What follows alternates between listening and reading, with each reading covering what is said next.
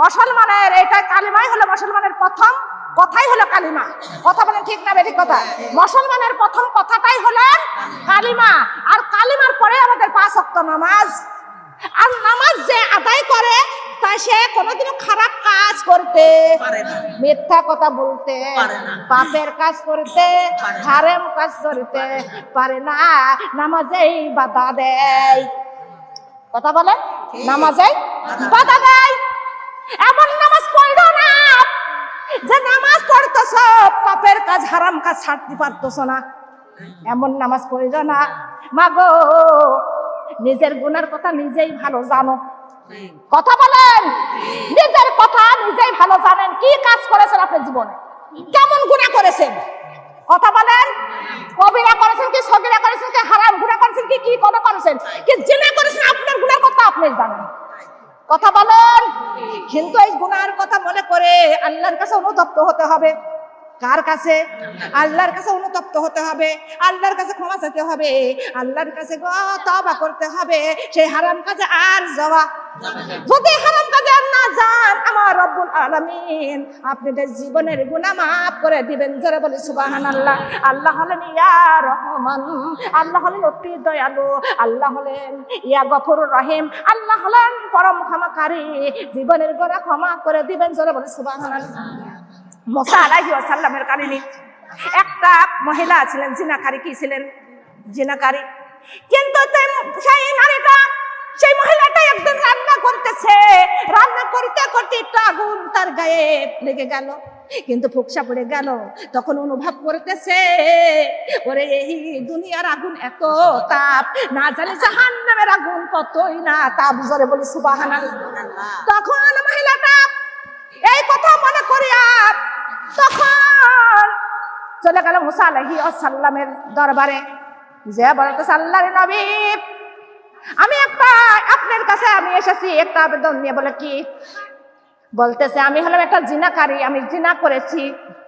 জিনা করতে করতে অনেক সন্তান পেটে জন্ম দিয়েছিলাম, সেই সন্তানগুলো আবার আমি নিজে হাতে হত্যাও করেছি। জোরে বলে নাউজুবিল্লাহ। কিন্তু আমার এই গুনাহগুলা কি মাফ করবে আমার আল্লাহ?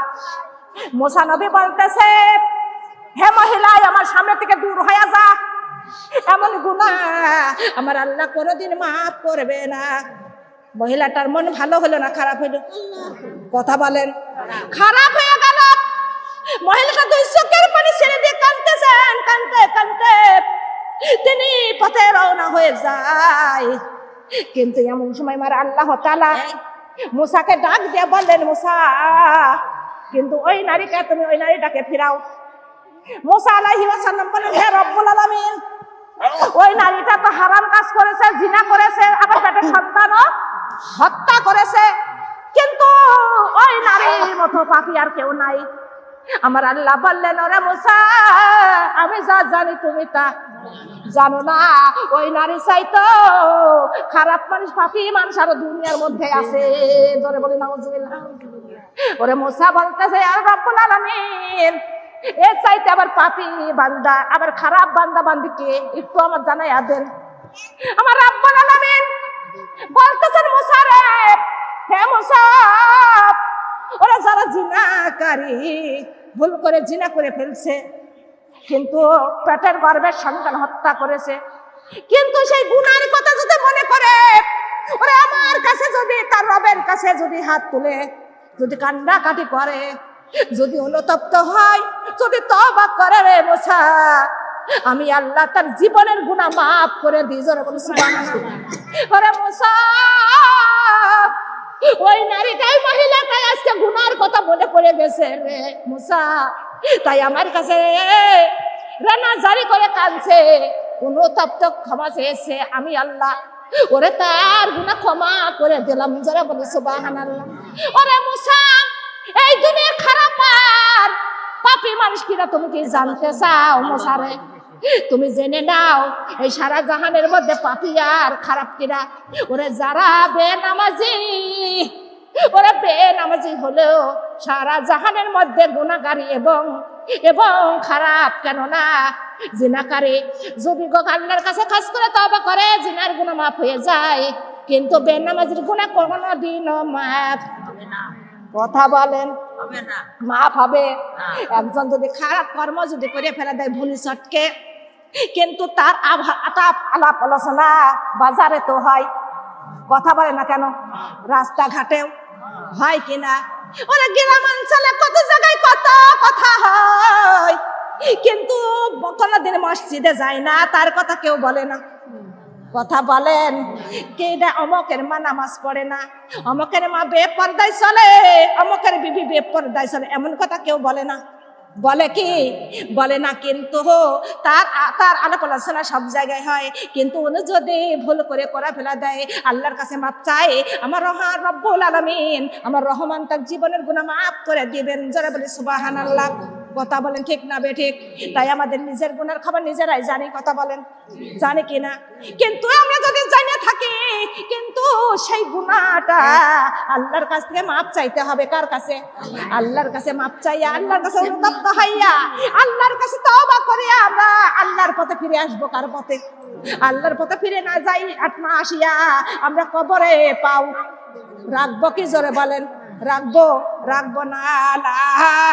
আমার আল্লাহ তাআলা বলেন, আল্লাহ তাআলা বলতেছেন ইউরাফুল মুজরিমুনা বিসিমাহুম ফায়ুখাযু বিন্নাওয়াসি ওয়াল আকদাম। আমার আল্লাহ তাআলা অপরাধীদের মুখ দেখে চিনতে পারবে। কি দেখিয়া? কথা বলেন। মুখের আকৃতি দেখে আল্লাহ তাআলা চিনে নেবেন এটা অপরাধী। কোরআনের কথা? কার কথা? না আমার বাপের কথা? না আমার দাদার কথা? বলেন। অপরাধীদের মুখ দেখে, মুখের আকৃতি দেখে চিনিয়া তার মাথার চুল পাও ধরিয়া হেসড়াইয়া টাইনে হাজির করবে। হাজির করবে কিনা? কথা বলেন। হাজির করবে। আল্লাহ তাআলা বলেন হাজির জাহান্নামুল্লাতী ইউকাযিবু বিহাল মুজরিমুন। আমার আল্লাহ বলবে, রে অপরাধীরা দেখো এই সেই দোজখ। কি বলবে? হে অপরাধীরা এই সেই দোজখ যা তোমরা অবিশ্বাস করতে দুনিয়ার মধ্যে। কথা বলেন ঠিক না বেঠিক কথা? আমার আল্লাহ আরো বলেন ইয়াতুকুনা বাইনাহা ওয়া বাইনা হামিমিন।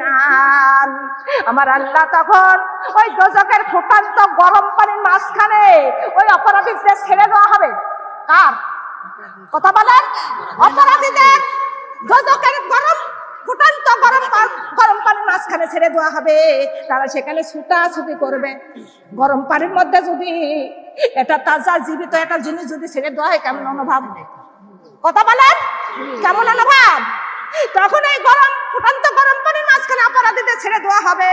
তারা ছুটাছুটি করবে। মাগো পাবে না এ কিনার, পাবে না ও কিনার, কোন কুল কিনারা আছে নাই, মরণ জীবিত নাই, মরণ নাই। ও মাগো বলো কুল কিনারা নাই, কেউ সাহায্য করতেও, সাহায্য করার মালিক কথা বলেন সে আল্লাহ। আল্লাহ ছাড়া কেউ সাহায্য করতে পারবে? কারণ ক্ষমতা আছে। তাই আল্লাহ তাআলা বলেন হাজিহি জাহান্নামুল্লাতী কুনতুম তুআদুন। আল্লাহ বলতেছেন হে অপরাধীরা, তোমাদের কি জাহান্নামের প্রতিশ্রুতি দেওয়া হয় নাই? কেন তোমরা জাহান্নামে এসেছো? প্রতিশ্রুতি মানে কি? জাহান্নামের কথা কি তোমাদের কি জানানো হয় নাই? আল্লাহ বলতেছেন, কিনা বলতেছেন? আল্লাহ তাআলা বলতেছেন ইসলাউহাল ইয়াউমা বিমা কুনতুম তাকফুরুন। আল্লাহ বলতেছেন তোমাদের কুফরি করার কারণে, তোমাদের খারাপ কর্ম করার কারণে এখন এই জাহান্নামে এখানে তোমরা এখন প্রবেশ হও। কথা ডাকার কথা বলেন। আমার আল্লাহর কথা, আমার রহমানের কথা। আমার আল্লাহ বলে ও আমার বান্দা বান্দিরা, তোমাদের মুমিন ও মুমিনতা হইতে টাকা পয়সা কিছু লাগে কি? আল্লাহ বলেন ইন্নাল্লাযীনা আমানু ওয়া আমিলুস সলিহাত কানাত লাহুম জান্নাতুল ফিরদাউসি নুজুলা। আল্লাহ বলতেছে হে আমার ইমানদার বান্দা বান্দিরা, তোমরা সৎকর্ম করো, আর সৎকর্ম করলে পরে তোমাদের জন্য রয়েছে জান্নাতুল ফেরদাউসের বাগান। সুবহানাল্লাহ। কিসের বাগান? জান্নাতুল ফেরদাউসের বাগান। সুবহানাল্লাহ। সূরা কাফ, কাফের থেকে পড়েছি। কয়টা আয়াত পড়েছি আমি? 3টা আয়াত পড়েছি সূরা রহমান থেকে, 2টা আয়াত পড়েছি সূরা ইয়াসিন থেকে, আর এই একটা পড়লাম আমি সূরা কাফ থেকে। কিন্তু দেখেন আল্লাহর কথা কোনোদিনও মিথ্যা হবে। আল্লাহর ওয়াদা কোনোদিন বরখিলাফ হয় না। মানুষ ওয়াদা করে বরখিলাফ করে, আর আল্লাহর ওয়াদা কোনোদিন বরখিলাফ হবে না। আল্লাহ ওয়াদা করেছে জাহান্নামের কাছে। কার কাছে? কথা বলেন। জাহান্নামের কাছে আল্লাহ ওয়াদা করেছে, হে জাহান্নাম, তোমার কাছে আমি কথা দিলাম, ওয়াদা করলাম, কালকে আমাদের হাসরের ময়দানে বিচারের পর যত নাফরমানি বান্দা বান্দি আছে তোমার উদারে ফেলে দেবো। সবাই বলে নাউজুবিল্লাহ। হে আমার মা বোনেরা, কিন্তু সাবধান হয়, ওই জাহান্নামের আগুন থেকে বাঁচেন আর একজনকেও বাঁচান, কিন্তু ওই জাহান্নামটা কঠিন। দুনিয়াতে একজন বাঁচাবে, বিপদে থাকলে বাঁচায় না। যদি একটা পানির মধ্যে একটা পড়ে যান, একজন দেখলেই বলবে, কথা বলেন, সেখানে আগাবে আর অন্য মানুষকে ডাক দিবে, আর ওখানে সেইটার কোনো কারবার নাই। তাই বলতেছি না গো, এখনো সময় আছে। কথা বলার সময় আছে কিনা? এখনো সময় আছে। আমরা জাহান্নাম থেকে বাঁচি এবং আমাদের পরিবার পরিজন, আমরা প্রতিবেশীকে, সবাইকে আমরা জাহান্নাম আগুন থেকে বাঁচাই। সবাই বলে আমরা সুবহানাল্লাহ। আমি এখন বক্তব্য শেষ করলাম।